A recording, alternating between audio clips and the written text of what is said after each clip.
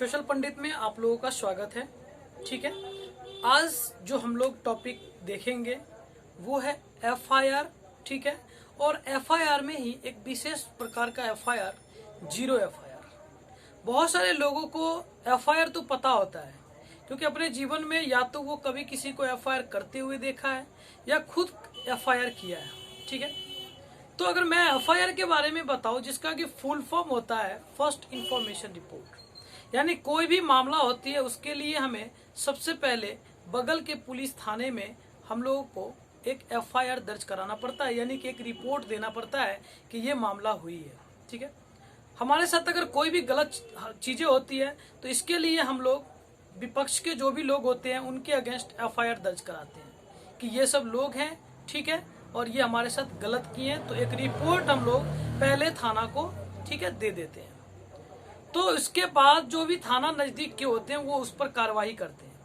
लेकिन बहुत कम लोग ऐसा समझते हैं कि क्या एफआईआर अपने बगल के थाना में या फिर एफआईआर हम उस जगह पे ही दे सकते हैं जिस जगह पे घटना हुई है। क्या उसी थाने में हम लोग ये दे सकते हैं रिपोर्ट?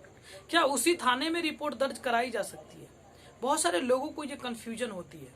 बहुत बार हमने गांव के इलाकों में ये देखने को मिला है, ठीक है, कि कोई घटना का अंजाम दे दिया गया और उसका रिपोर्ट कोई थाना में नहीं लिया गया।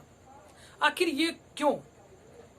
भारत की कानून व्यवस्था में ऐसा क्यों होता है कि कोई भी घटना हो गई और उस घटने का रिपोर्ट जो है कोई थाना में लेने के लिए तैयार नहीं है?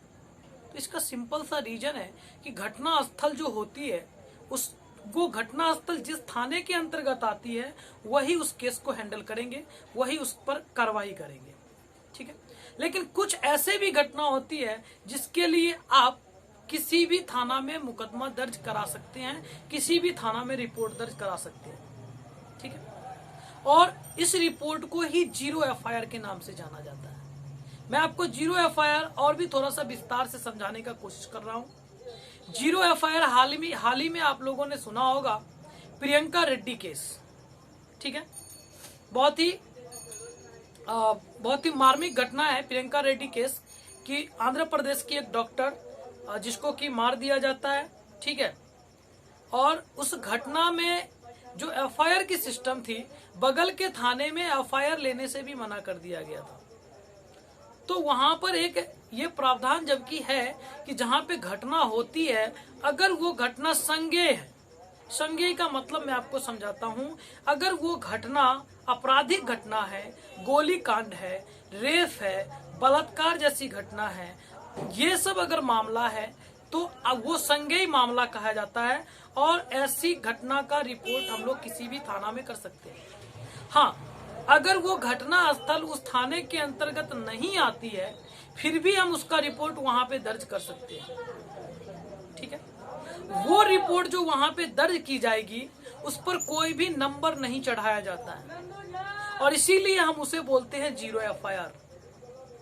जब तक कि वो थाना से दूसरे थाना में ट्रांसफर नहीं हो जाती रिपोर्ट, उस एफआईआर पे नंबर नहीं चढ़ती है, लेकिन एफआईआर दर्ज मानी जाती है। ठीक है, तो ऐसा हम इसलिए बता रहे हैं क्योंकि बहुत सारे लोगों को पता नहीं होती है। तो थाना में बहुत सारे पुलिसकर्मी भी ऐसे होते हैं कि केस को लेने से मना कर देते हैं। तो आपके पास ये जानकारी रहना बिल्कुल जरूरी है कि जीरो एफआईआर की प्रावधान भी हमारे कानून में है।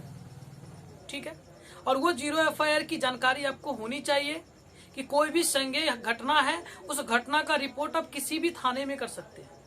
एक और इम्पोर्टेंट बात मैं आपको बताऊं जीरो एफआईआर से रिलेटेड, तो जीरो एफआईआर कोई भी व्यक्ति दर्ज करा सकता है।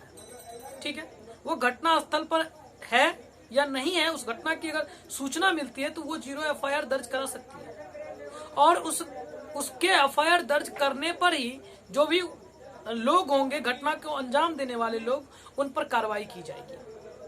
ठीक है, लेकिन एफआईआर की बात अगर करें तो एफआईआर घटना स्थल जिस थाने के अंतर्गत आती है उसी में उसको रखा जाएगा। अगर वो थाने के अंतर्गत नहीं आती है तो उसे मजिस्ट्रेट के हवाले कर दिया जाता है। ठीक है, तो ये दो बड़ी बातें थी, एक तो एफआईआर जो कि साधारण एफआईआर होती है, ठीक है, और दूसरा जीरो एफआईआर की प्रावधान होती है जब कोई संज्ञेय मामली होती है, उस मामले इसके लिए घटना स्थल की थाना की कोई जरूरत नहीं है। आप किसी भी थाना में, नजदीक के कोई भी थाना हो, आप उसमें वो एफआईआर दर्ज करा सकते हैं। ठीक है, तो ये एक छोटा सा बात है, एफआईआर और जीरो एफआईआर। आई थिंक कि आप लोगों को ये समझ में आ गया होगा कि जीरो एफआईआर क्या है, और जब कभी भी जरूरत पड़ेगी तो आप इसका इस्तेमाल भी करेंगे अच्छे ढंग से। ठीक है, तो इस वीडियो में बस इतना ही। अगले वीडियो के लिए आप लोग चैनल को देखते रहिए, सोशल पंडित से जुड़े रहिए। धन्यवाद।